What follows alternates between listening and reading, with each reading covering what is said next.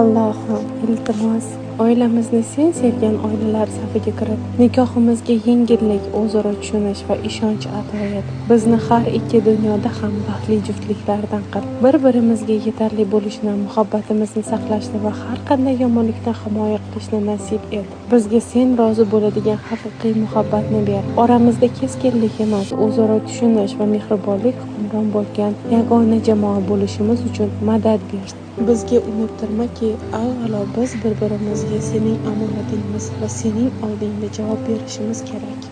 Ixtilof paytida adolatli juftlik bo'lishni va kibr yoki g'urur sabab ongimiz tumanlanib qolmasligini nasib et. Bizga shoshma-shoshar so'zlardan himoya ber. His-tuyg'ularimizni o'zimizga va juftimizga aniq anglatishni oson qil. Bir-birimiz ehtiyojlariga e'tiborli bo'lishni va sinovlardan sabr bilan o'tishni ravo ko'r. Agar sen haqqingda unutsak, biz ulkan zararga uchraganlardan bo'lamiz. Shuning uchun iltimos, oramizda har doim uchinchi bo'lib tur. Sen biz bilan ekansan, biz yengilmasmiz.